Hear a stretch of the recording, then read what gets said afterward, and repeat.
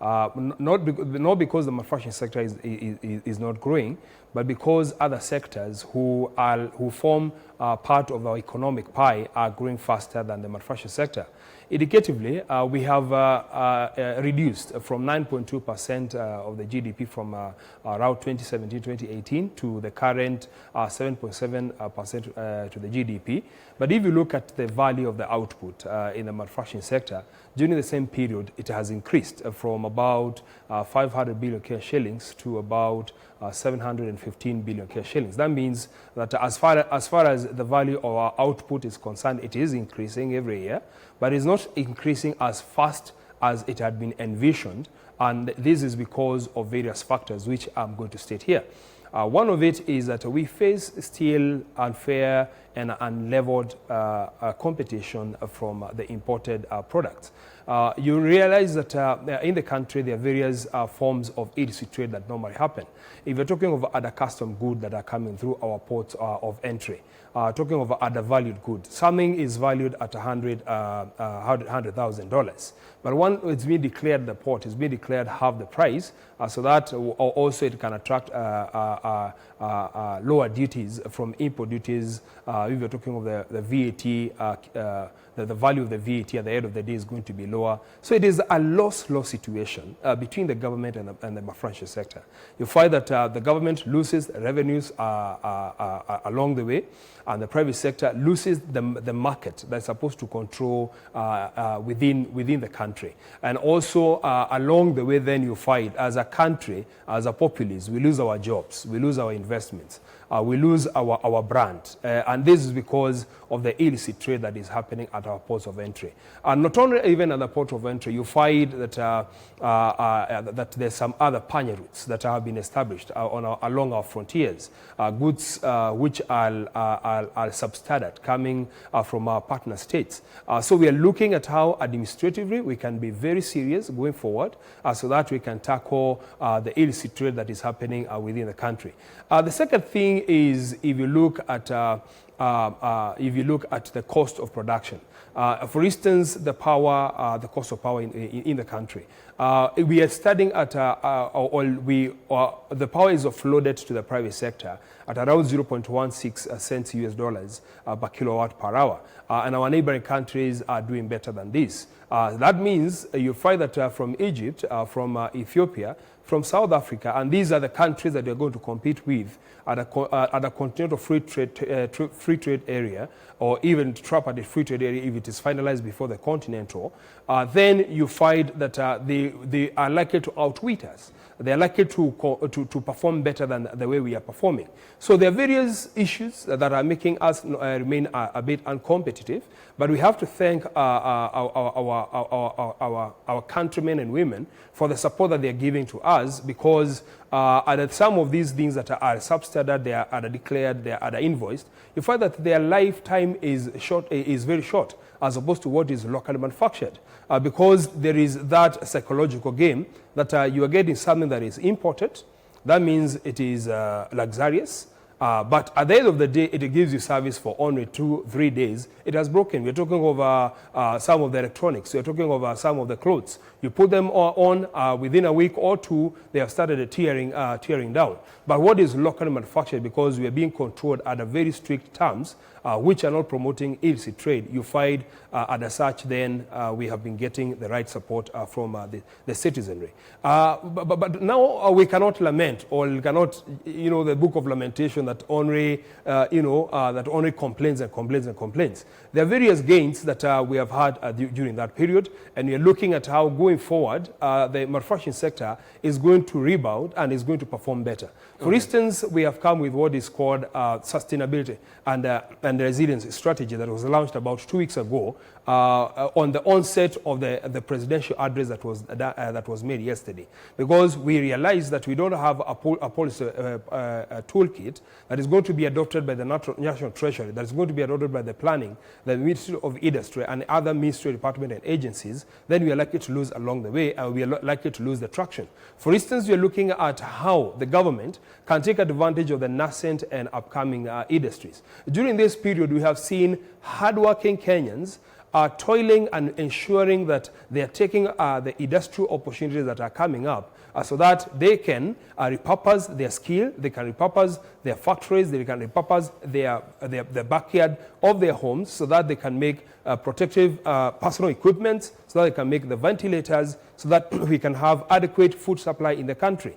We're looking at how the government is going to support these going forward, because you realize other countries are ensuring that the import substitution strategy is working.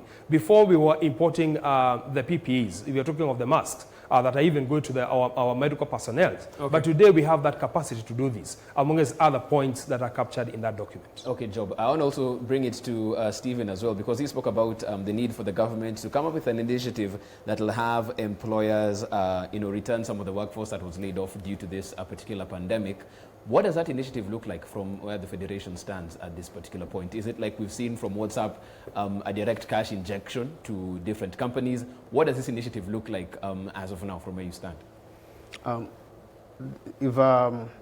Jeff, if you look at what makes an employer not able to afford to keep an employee at work, two things. One, the employer is not able to afford to pay the salaries that are required. Mm-hmm. So what should the government do? It should enable the employer to access funds, and that can be either direct injection by offering a fund where the employers can draw a certain percentage. If an employer can only afford 20%, then that fund can support to pay the remaining 80%, but have this employee at work. The second thing that the government can do to support the employers is to, apart from the initiative which we are seeing about providing an opportunity for them to borrow loans and all that, come up with a regulation that will allow the repayment of loans be pegged on how the cash flow is happening in the industries. Like if this month I'm able only to have 10 million, for example, perhaps I've agreed that every month I'll be paying 1% of my cash, my revenues. If next month I only get 2 million, it is still 1%, not the kind of scenarios we are seeing. Mm-hmm. The other bit is the monies that we are seeing going to the youth, helping them do some manual and laborious sort of work. Then there should be a proper discussion that enables the same fund enable those youths to access factories and support the factories in producing the required goods. Mm-hmm. Jeff, you will realize that as the COVID-19 has been a challenge, has been a crisis, but it has also provided for an opportunity. One of the things that is happening, there is a rethink of the global supply chains, of how do we model them? Are we going to have production happening in one place, say in China, and supply the rest of the world, or we want to have also the production and the manufacturing also become regionally? If it becomes regionally, we are better off if we are ahead of the game. We have already strengthened our production, our SMEs, our small businesses, and be the main suppliers to the economy. The government can also support in building the infrastructure, the kind of ICT infrastructure that is needed for the small businesses to be able to produce and be able to access the market. If that happens, then it will be able to help the employers. Where we are, the employers need a jump starting. They have been hit hard with the COVID-19. They don't have the money. They need a sort of jump starting for them to get back to operations. If they get back to operations, then they will be able to sustain. Mm-hmm. And that's why even the taxes that have been reduced, we should not be talking about bringing them back whether in 1st of January or in July. What we should be saying is that if the economy and the enterprises and the employers are back on track and we see now the wheel moving very fast, then we can now reconsider bringing them back. not just bringing them back. Okay, we know we need the taxes. The government needs taxes to run. But you cannot tax your way out of a crisis. You need to spur productivity. You need to spur your companies. You need to make them become more productive, more operational, things to go back. And with high production, even at the same level of tax rates, you're going to see in more tax revenues coming to government. And so as employers, what we're saying, jumpstart the employers. Provide a fund for them. Provide means for them to be able to pay their employees and get them back to work so that then the economy can start running. Right. Okay. Let me get Churchill in on this and put you in a scenario where you're one of those advisors to the president, you're talking to the CS. Where do they look at? Where do they start? Because as you said, as it stands right now, it seems like the only way is digging our debt deeper, going deeper into that particular hole. How do you put a stop on that? How do you move forward? What's your think on that in terms of priority? Where does the president start looking to restart this economy? Is it, like we're saying, just making sure SMEs have a fund they can access money from? Where do you see the lowest hanging fruit is for now? Thanks, Jeff. And let me start by highlighting where we are at the moment. And we all remember the post-COVID-19 economic stimulus package. Even that post-COVID was a bit of a misnomer to me because it was implying that COVID will end by July 1st, which we all know that it hasn't really ended. So, but just look at the merits of the economic stimulus package. And Job talked about the issue about VAT refunds. And for the current financial year, I think in that economic stimulus package, what had been allocated was around 10 billion, if I'm not wrong, 10 billion or 5 billion. I'll just get the numbers correct. But the VAT refunds, as implied in the budget by Treasury, is around 20 billion. So already there's a deficit somewhere, either 10 billion or 15 billion. How will it be plugged if you're talking about economic stimulus package?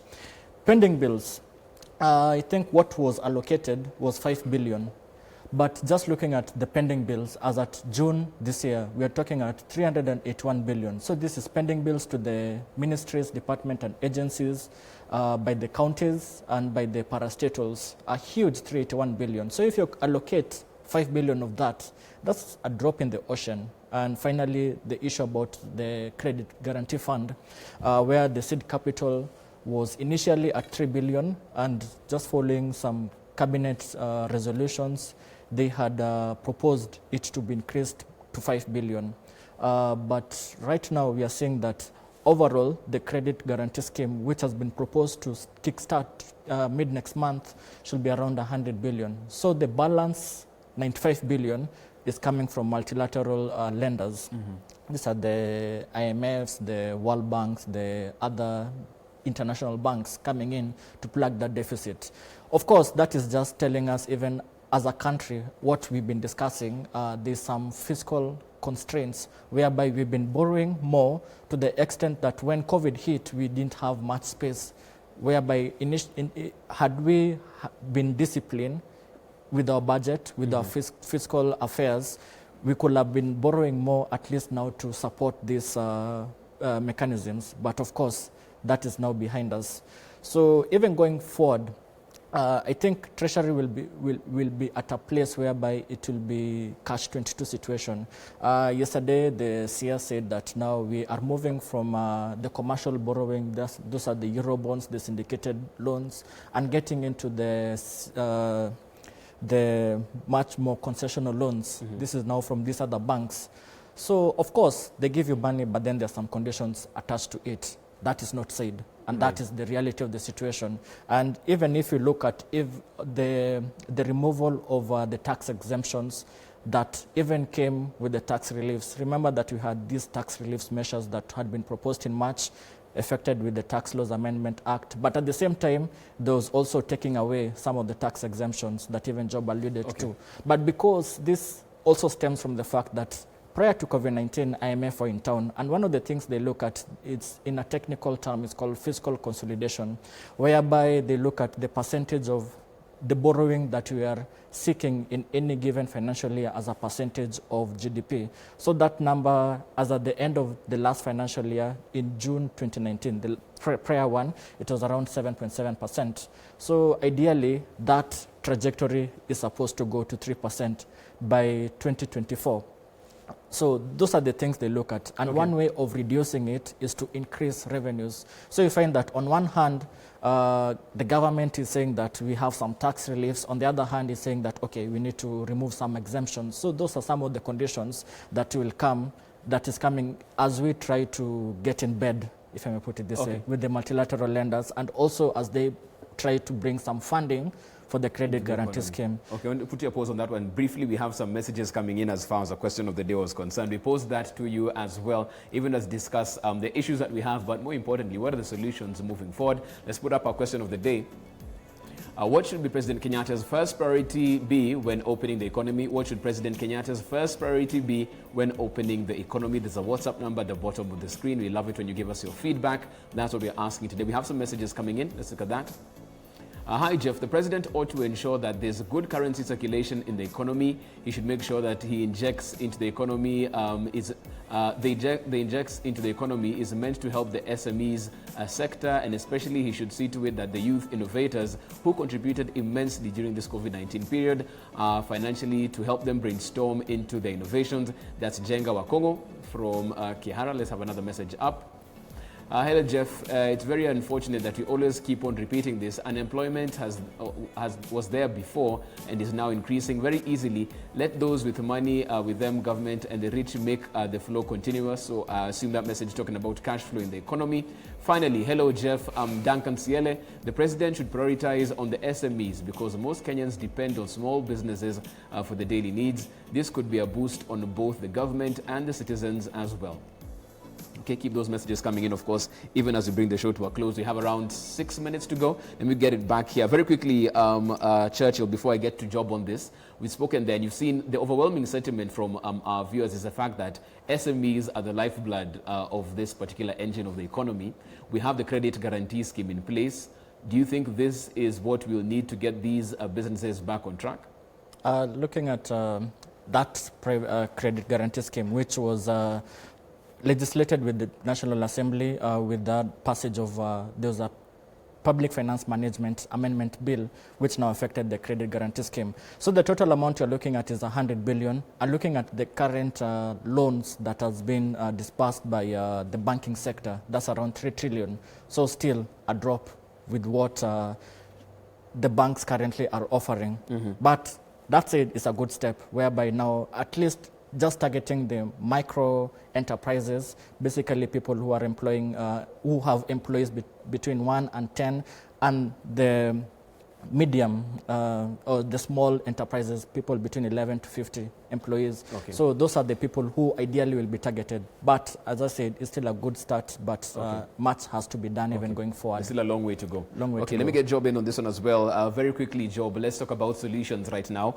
We've heard about various young innovators who really stepped up during this particular COVID-19 time, and some of them want to play this game and go the distance. What would you advise these particular people who actually, for COVID-19, was a boom in their business at this particular point in time, and all those others who want to get into this manufacturing space? What are you hoping will be addressed for these particular players moving forward so that they can also expand their business even as we get past COVID? Innovation is universally accepted. You find that even in the SDG goals. Goal number 9 is talking about industrialization, innovation and infrastructure development. So you find that this is underpinned even at the global level. I find that even at the country level, it's something that is that the government is really considering together with the private sector. But there are a few bottlenecks that we need to address so that the players in the innovation are hard-held to the next sustainable and resilient stage so that they can be able to continue producing what they're producing. For instance, there was heavy government commitment for local sourcing of what is locally manufactured. That means there is integration from the production to the market.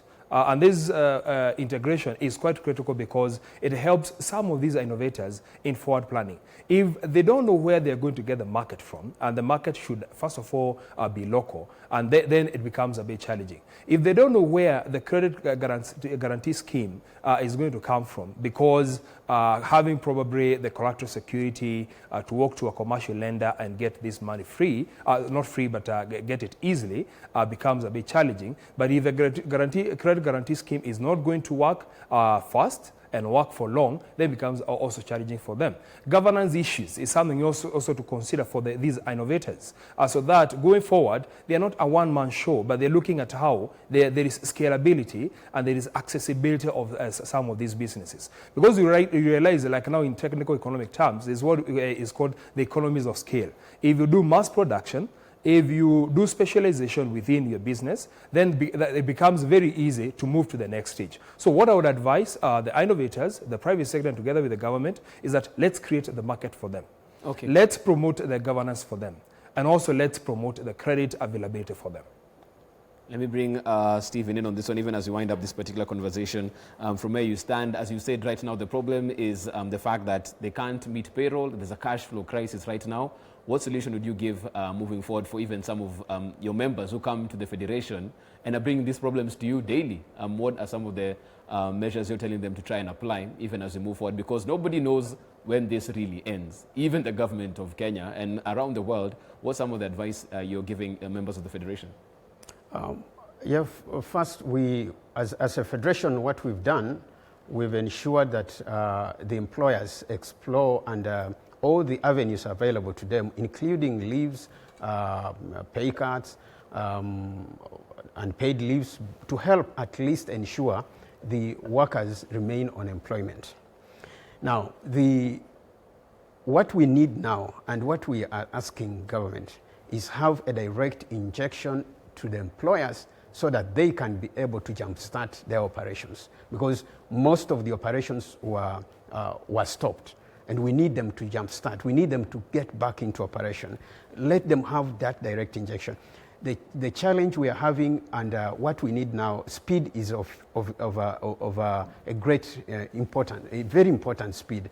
How we execute the things. We don't need, we will not need the funds to the employers to help them be able to pay the salaries, perhaps in the next 6 months. We need it as today. Okay. Let's put the part of the money we have available to employers.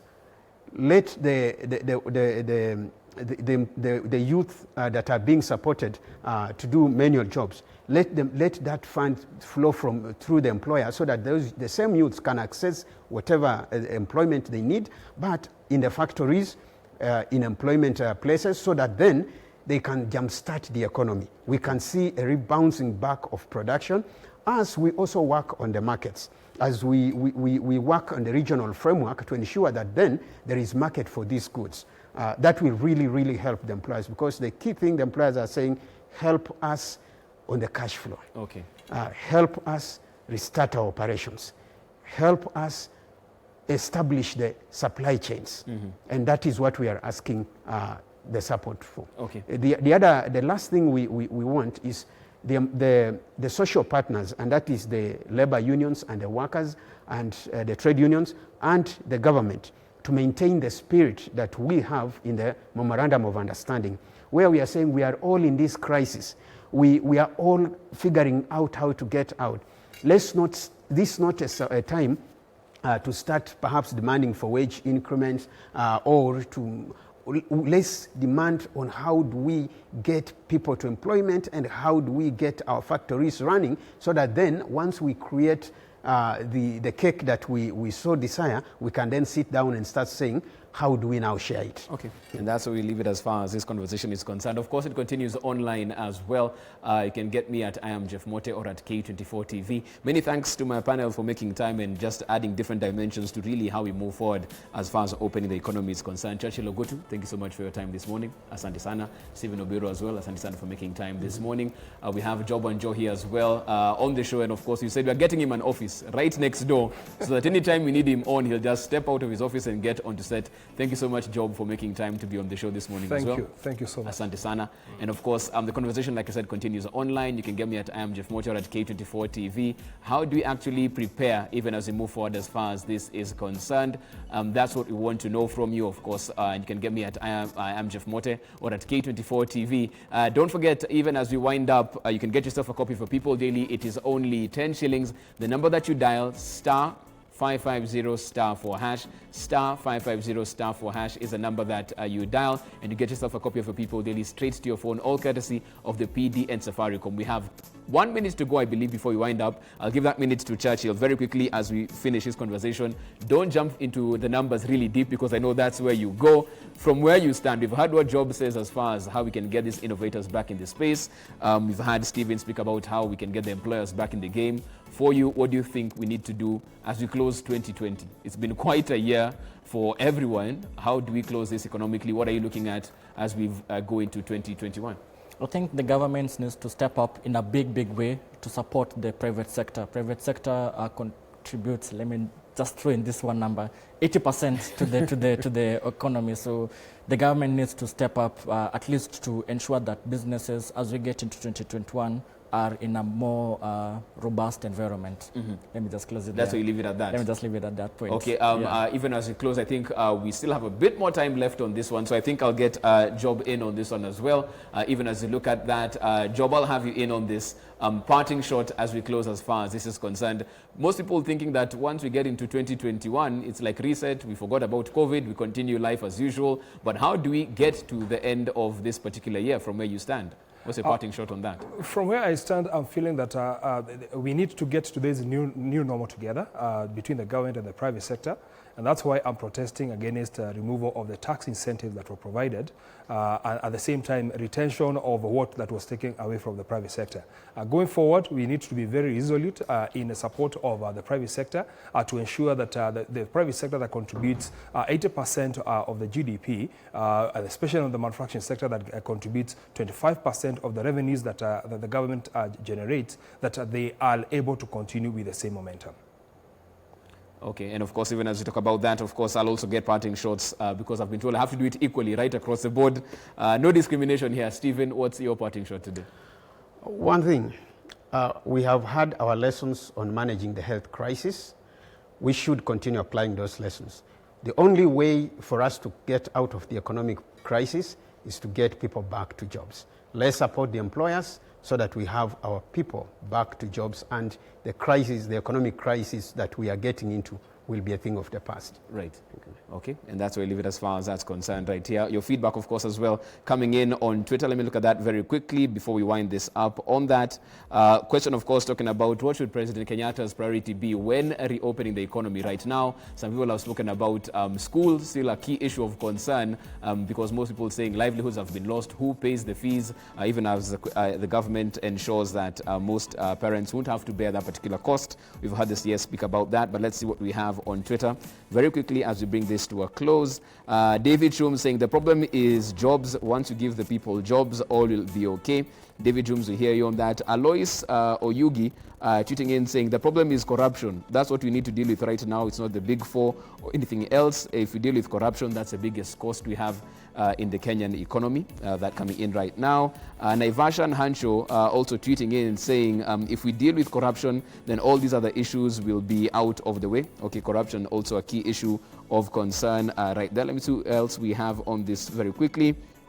Kiprochit Sawe saying true, if employers get some money, then they get the employees back in the workforce, and that way they can also spend. It's a win-win, and the money will flow around the businesses. Okay, we have that in. Lastly, and this is from Moses Nyata, but this corrupt government will really finish us. If we deal with corruption, then reopening the economy will be like a dream. Okay, I think you mean that's going to be easy.